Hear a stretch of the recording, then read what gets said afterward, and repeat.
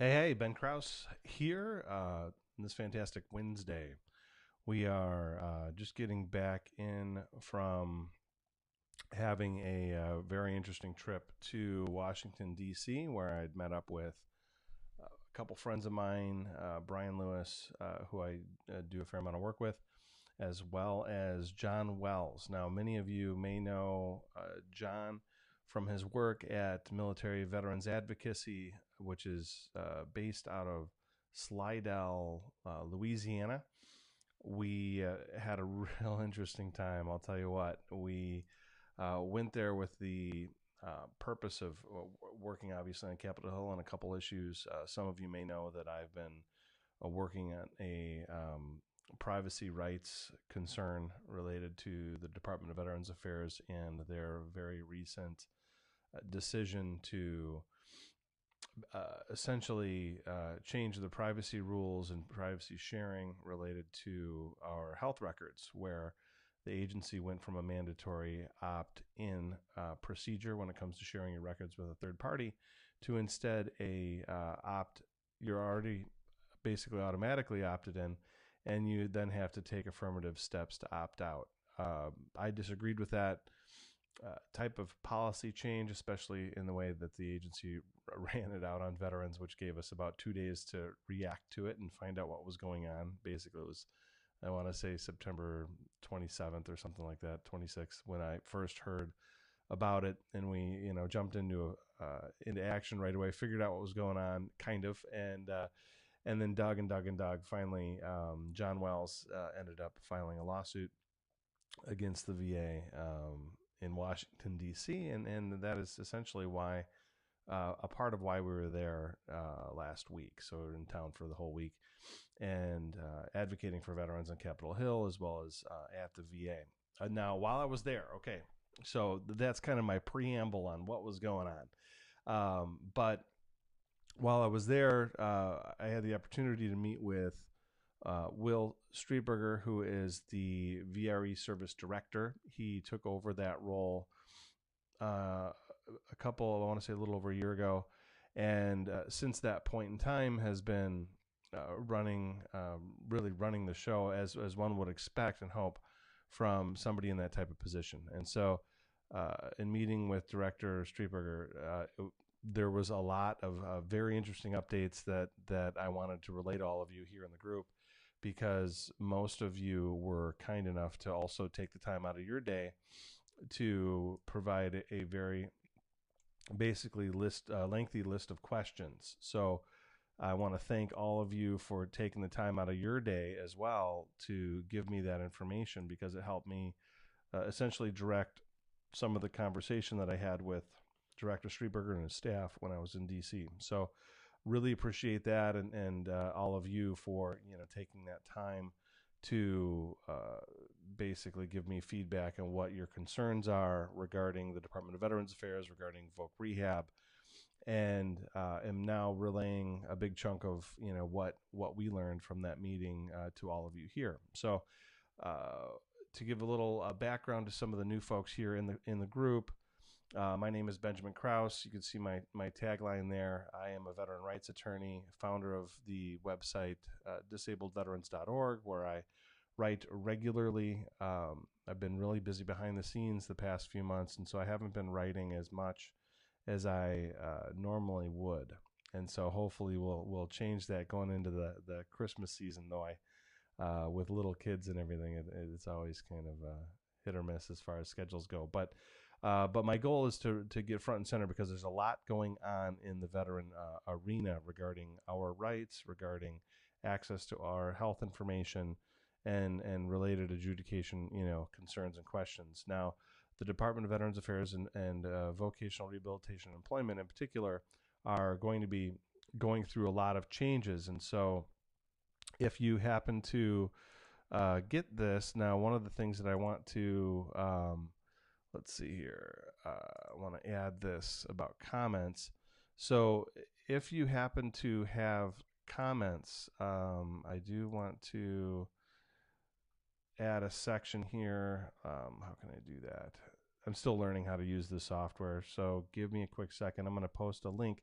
if you want to ask a question while I'm doing this Facebook Live, then I really encourage you to put a comment in the comment section. But give me a quick second here to figure out what is happening with the comment section. So I'm going to refresh that page. Apologize for the delay. Give me a second, and hopefully I can locate it.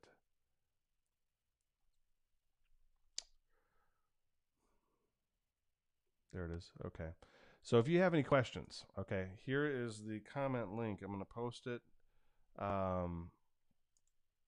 Give me a second here.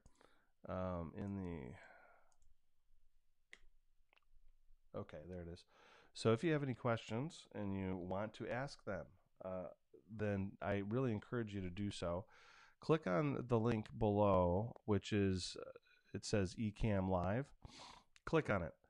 Then put your comment in there, and it'll show up on my end, so I'm able to answer any questions you may have. Let me know also, if you're having a hard time hearing me, etc. Let me know, and I could turn up the volume a bit. Otherwise, I'm going to jump right into what many of you had questions about, and also, thanks, Chris, I appreciate that. There it is. How did your meeting go? All right. Well, I'm about to tell you. So give me a second here. Okay. So there's Chris. So you see how Chris's comment pops up? Okay. Awesome. So if you have a question, let me know, and I will put your question up like that so people can ask. So it's a pretty great tool as long as it works as advertised, and so far so good. I've been enjoying learning how to use it. So having said all that, the meeting went great, Chris, and it was interesting because at this point, I know a lot of you here in the group have probably been around for quite some time. I know, like Jam, for example, has been here for probably forever. So there are people in the group who have been here for a long time and have seen me meet with different directors at the Department of Veterans Affairs and also other leadership. And the meeting this time, it went really well, and I was very impressed with at least what seemed to me is that the director is definitely in charge. And so in the past, sometimes some directors will check for kind of like behind the scenes permission to do things. And I think what was apparent to me, at least in the meeting, was that the director is definitely in charge of his team and of the decision making. He is very familiar with Voc Rehab because he has worked in that capacity, as well as run quite a few regional offices. I want to say he mentioned there were 3 that he was in charge of in the past. So he is very familiar with what goes on.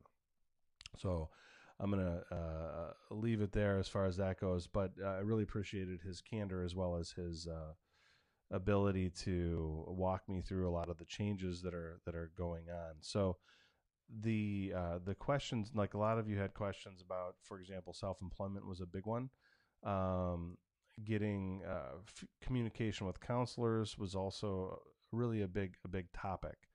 And so I wanted to walk through many of the questions, during the meeting that I could. Obviously, when you're limited on time, you're not able to go through everything. But one of the high level questions related to self-employment, and related to transparency of the program, it related to timeliness of communication from your counselor, and answering questions about essentially what is going on behind the scenes, what are they working toward, etc. And I will tell you, there's a lot going on, a lot of moving parts right now in the VA. I mean, whether it's VHA, VBA, whatever. I mean, they're running. They're moving very quickly to make reforms. And I don't agree with all the reforms that they're making, but I definitely appreciate that the agency's leadership is definitely moving things forward as quickly as possible. So it's been it was an interesting week. Let's just put it that way.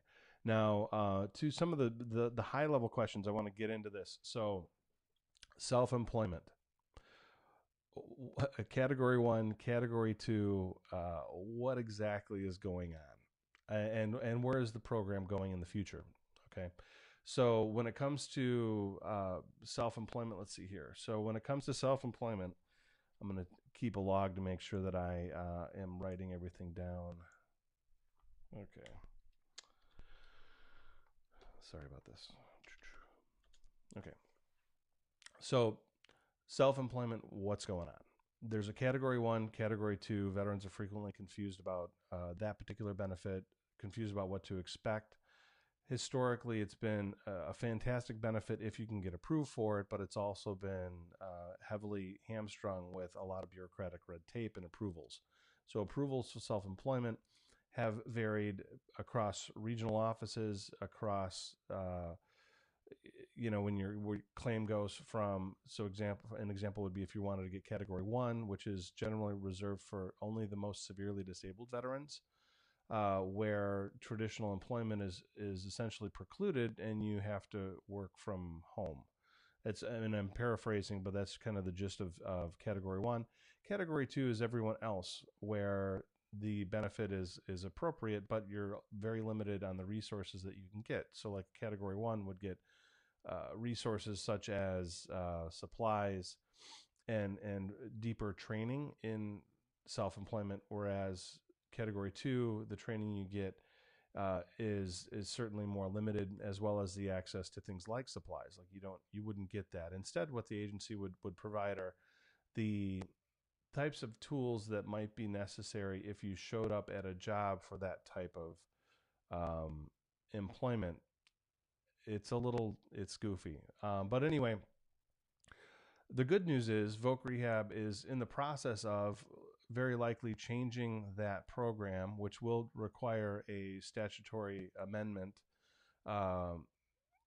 And, in other words, it will require a change of law to really change how it's structured within the agency. Now, there are certain things that the agency could do internally to help smooth it along, maybe, but fundamentally, in order to get greater access to self-employment and, in my mind, self-sufficiency for veterans, it's going to require a bigger lift than what is presently in place. So what the director had said during our meeting was that basically the agency is looking at ways to potentially give it more access to more veterans. And so what that could look like is doing away with the category 1, category 2 delineation, and simply instead providing reasonable benefits to individuals who are qualified and eligible for Voc Rehab, and where self-employment is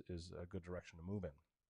So what that means for a lot of you at the moment is, maybe not much, because those changes are not in place. Now, if you're a veteran coming in, maybe in 2 years, assuming that they can get some kind of legislation through on Capitol Hill for this to fund it, or at least to modify access, which would result in maybe a funding shift, then if you apply in 2 years, you may be able to take advantage of this in a way that you couldn't currently. So that's one of the elements that's changing. So that deals with self-employment. So self-employment itself is going to be changing and moving forward. Let's see, the next question.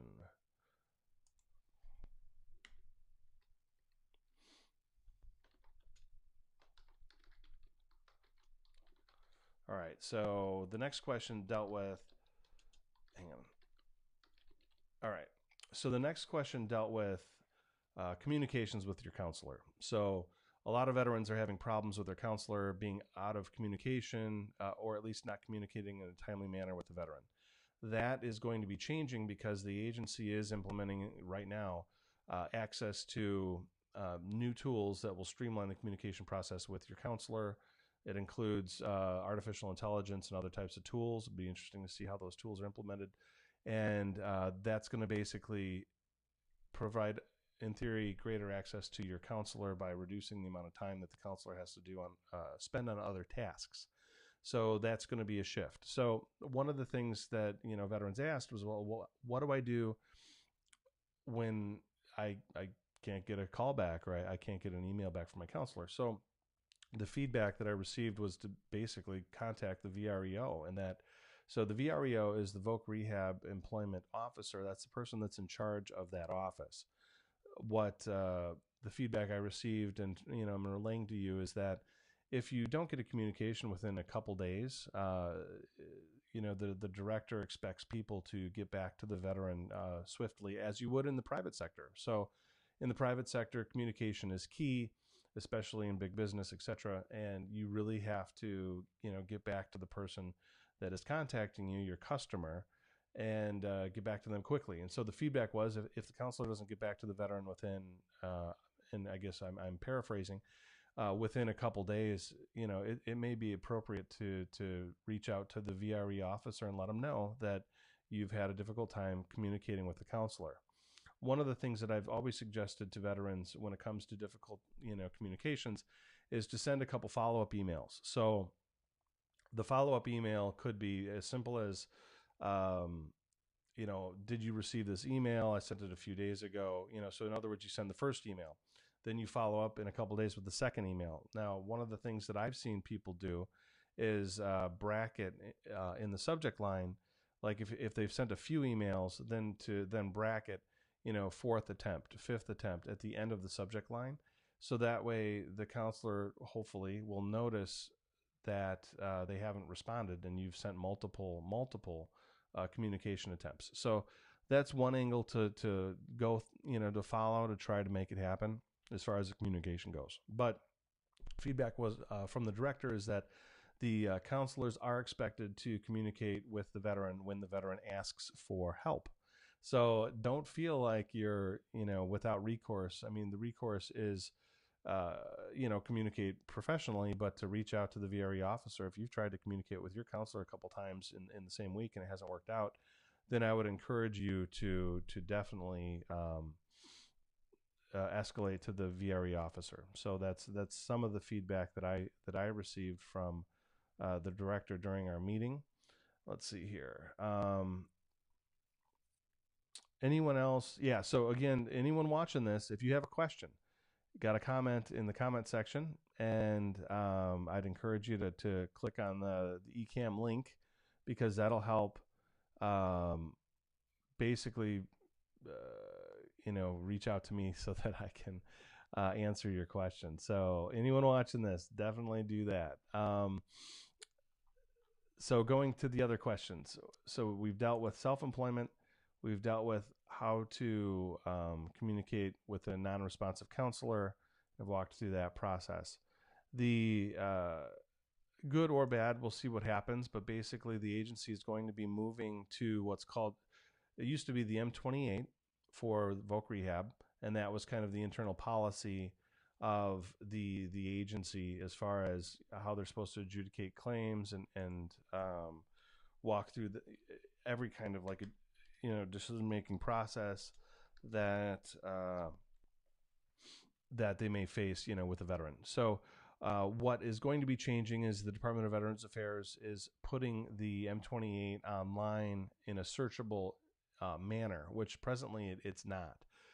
Presently, you have to go to what's called WARMS, WARMS, and that's one of the VA pages for information. Go there, and you can get the M21 manual, or what is it? The M21 1MR, M28R, the old M28, so on and so forth. What's happening in the future is they're going to be adding a searchable index to what they're going to be calling the M28C. So that's going to be a streamlining of the policies and protocol that your Voc Rehab counselor is supposed to follow. So if you're having a hard time getting feedback or getting, whatever, any of the processes are going to be in the M28C. And that's going to be rolling out, at least as of last communication, I want to say it's sometime in 2020. So next year, be on the lookout, and I'll point it out here in the group, for the M28C. Hopefully it's searchable. I know right now they have I think it's called the No VA searchable index for the M21 1MR, which is for disability compensation. They're planning on rolling out the same thing for veterans in this context. So that's really great news for us because it'll help us get to the bottom of any number of problems. Now, that doesn't obviate or mean that you won't need help on an appeal. It just means that the information will be out there. There are always going to be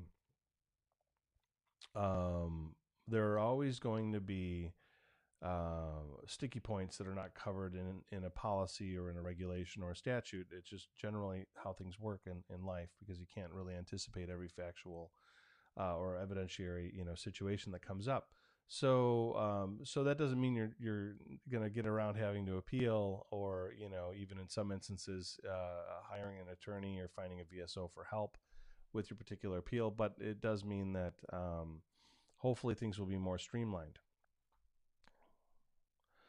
Now, one of the other things that I wanted to talk about is a delineation here. So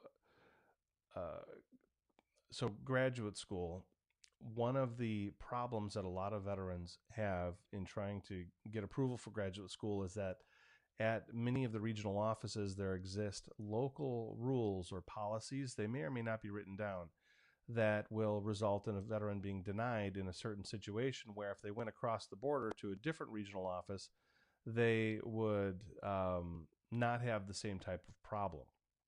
So one of the things that has occurred in VRE, at least this is hopefully the direction things will move, is that the local rules have been abolished. And so again, the local rules and the regional office's ability to have local rules that control VRE that are outside of policy, outside of regulation, outside of statute, that is not supposed to be happening anymore, which is great news for us, because it means that the program will be more streamlined and predictable from regional office to regional office. And that's one of the things that the director is really focused on, which is also moving from a model that is regional office centric to one that is predictable across regional offices, where the one outcome that you have at Waco, for example, is going to be the same type of outcome that you would have at St. Paul. So that's excellent. That's something that that the director is working on quite heavily, is to make sure that they remove a lot of these barriers. Supplies. So one of the things that veterans have struggled with quite frequently are access to supplies. That includes computers. It includes just normal stuff that you might need in the course of your training. Access to whatever you can think of that is required or reasonably required or necessary to complete your training goal. The director is focused on removing barriers and burdens on the counselors as well as on the veterans, so that in this day and age where everyone really needs a computer when they go to school, he is looking at making sure the veterans don't have to fight with their counselor about getting a good computer when they go to school. Now, that doesn't mean that you will automatically get a Mac or automatically get like a Panasonic Toughbook or one of these other higher end computers, but it does mean that you're going to get a good computer. You shouldn't have to fight with your counselor about it. And when it comes to supplies, the same type of situation applies. And so the director is focused on really streamlining those processes, as well as the auditing process that counselors have to go through to get approvals for some of these expenditures. He's focused on trying to remove a lot of those burdens so that counselors can focus on counseling and not on paperwork, which is great. So that'll definitely affect veterans when it comes to getting supplies, when it comes to getting a computer. He's definitely focusing on streamlining those processes and helping veterans go from 0 to 100 in their particular training program with as few burdens as possible. That also includes timely payment of benefits, meaning like tuition, and approvals for your subsistence payments.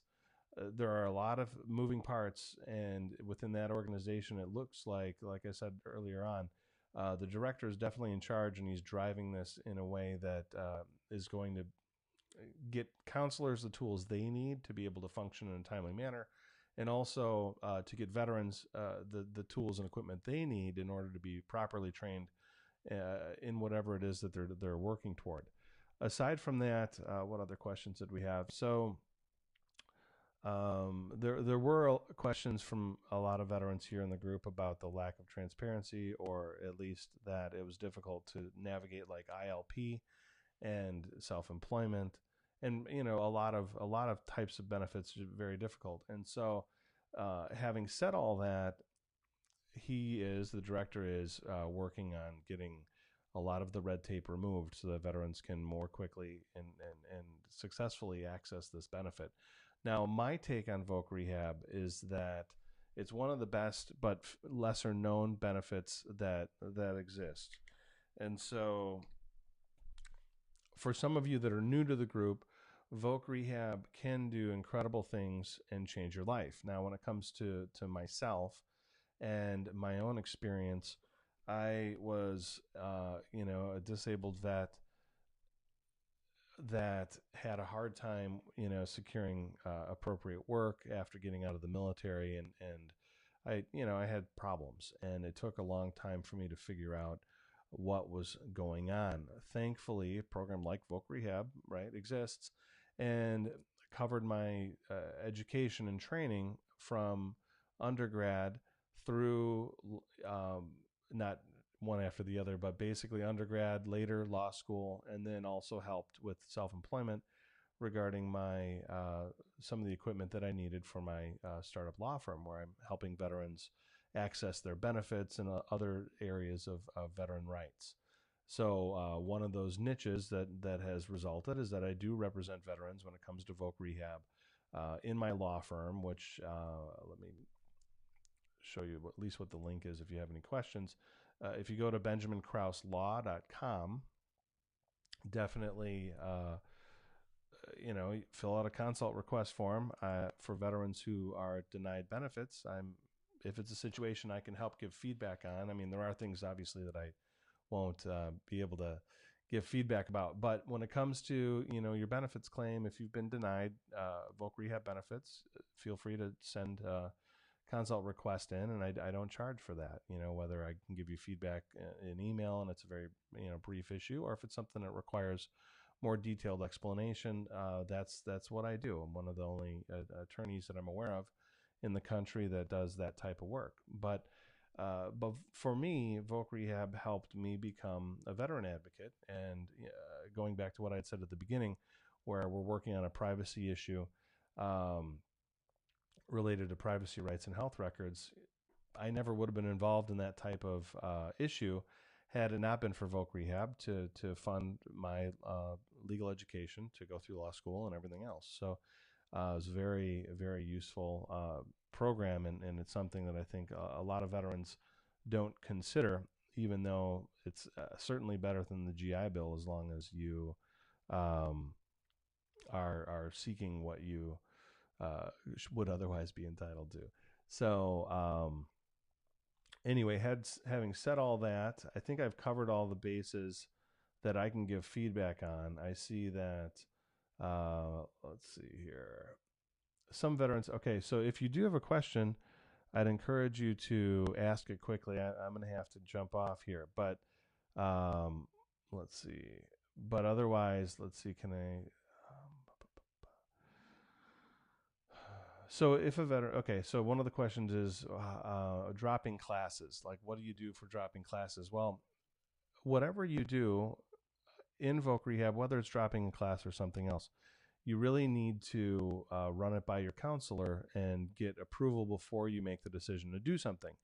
Just don't do it, because that's where you can run into issues. It's always better to, get permission when it comes to Voc Rehab anyway, than to simply just act. It's a lot of veterans get into problems where they think that they can just do things and then kind of beg for forgiveness later, and frequently that results in a denial of something that otherwise might have been approved.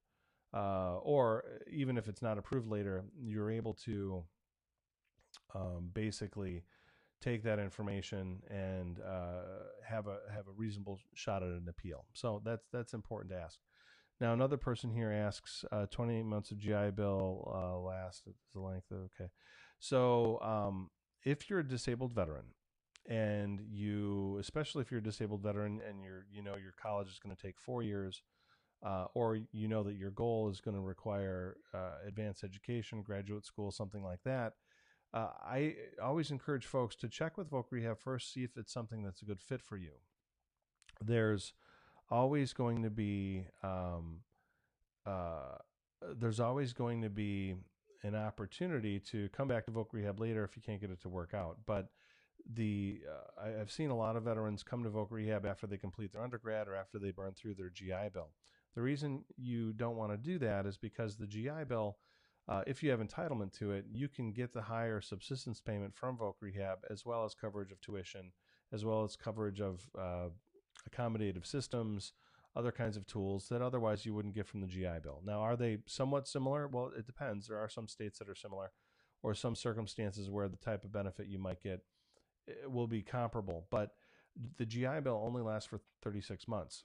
With Voc Rehab, if you're a veteran, especially with a serious employment handicap, but also there are some nuances there where you can go not only beyond 36 months, but even beyond 48 months. There are many veterans, including myself, who received more than 48 months of benefits from Voc Rehab. Now, if you're a type of veteran that is approved for an undergrad as well as advanced education, that could result in you receiving many, many months beyond 48 months at the higher subsistence payment related to the GI Bill, rather than the much lower subsistence payment for Voc Rehab. Now, the difference being that with the GI Bill, you might be entitled to, let's just say, a BAH amount of $2,000 as a single veteran in a certain zip code or location. In Voc Rehab, you, as a single person, would maybe be eligible for $600 a month in subsistence payments. So the reason that it's important to retain GI Bill entitlement is that so long as you have GI Bill entitlement, you can opt in for the higher BAH amount through Voc Rehab. So it's something that you may want to consider. Let's see, they're telling me I need to be done in 28 months. Okay, I can't see the name here because you didn't click on the link for the eCam. I can't see it. Well, anyway, so if VRE is telling you that you need to be done in 28 months, it could be that they're wrong. It could be that they're right. I mean, that's not the end of the inquiry. And again, the reason that veterans sometimes hire me is because I will go through it for them as an attorney and make sure that you get the benefits that you should be entitled to. Now, an example, I mean, I've been able to help veterans get approved for, graduate degrees, for doctorates, a lot of different programs that they were, denied. So let's see here. Okay, there's a lot of questions from, okay.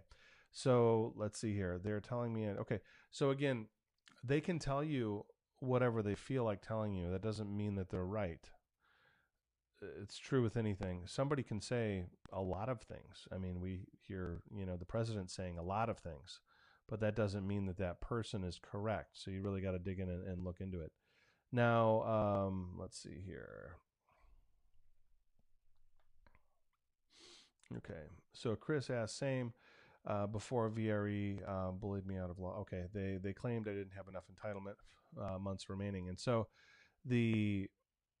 and that happens. Now, again, that doesn't mean that they're correct. So let's see here, and so that's why it's important, obviously, to push back if they're wrong. It's very important to push back if they're wrong. So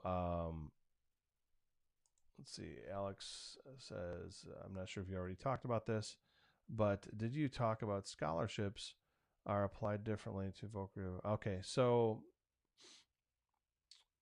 you're going to run into different nuances at each school in each state. However, and again, this is kind of relying on my experience, is that for me, when I went in, basically I had to wait for Voc Rehab to pay the tuition before I was able to receive the amount of the payment. So basically the amount of the scholarship. So I want to say it was the Pell Grant at the time, although I may not be Yeah, it was the Pell Grant. So for me, I was able to receive the Pell Grant or a scholarship or some other thing once the agency paid the tuition. So once it was paid, and only after that point, then did I become eligible for the monies that were there for a scholarship. So I hope that helps answer your question, Alex. But as far as the difference between GI Bill and Voc Rehab, perhaps one of the differences could be that Voc Rehab will definitely pay tuition. I know that GI Bill does cover tuition in many instances, but maybe not all. So I think that that could be maybe a differentiator. But at any rate, I'm going to wrap it up here because I need to get going. But I hope that this was instructive and helpful. I'm probably later today going to go through the list of questions that people have. Let's see here. Okay, so somebody asked one more question. Um,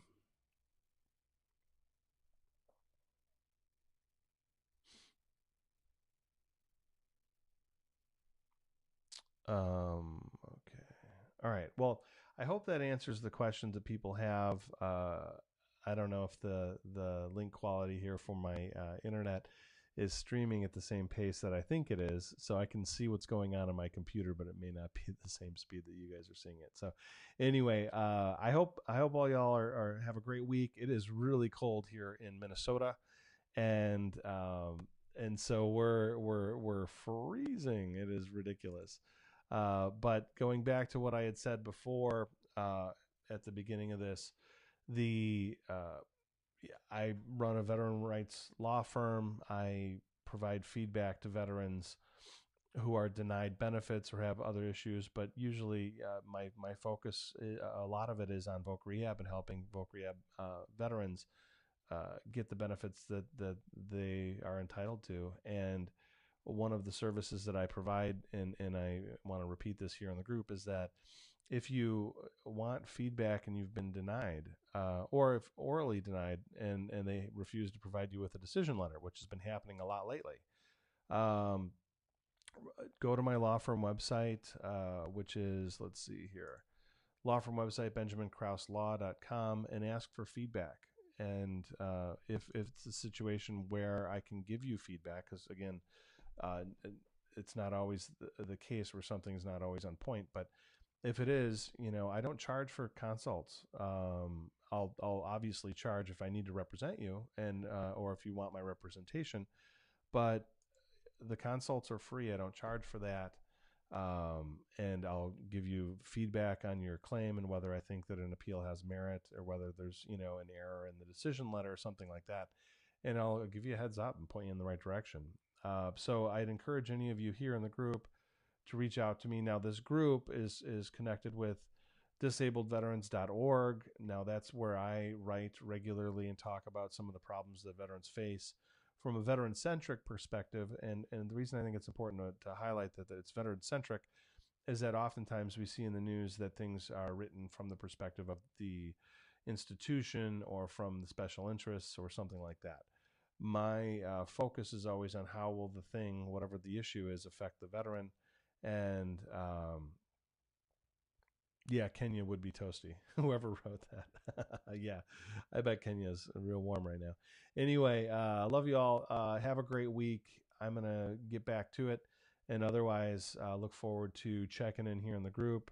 Again, if you have questions and it's real specific, I'm happy just giving feedback, in the group for, basic things or, general information, educational information. If you need legal consult, which is different and it's more detailed, go to the law firm website and fill that out. Otherwise, happy to give feedback here in the group, just general information and educational stuff to help you guys move forward. Otherwise, appreciate it. Check in on the disabledveterans.org.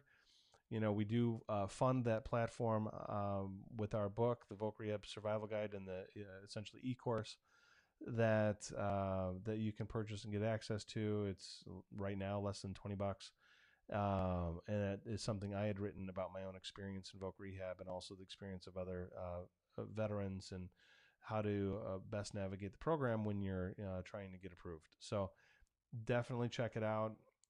It's a low-cost item. There are a lot of other free things on my own website. Check those out. Otherwise, take care and have a great remainder of the week.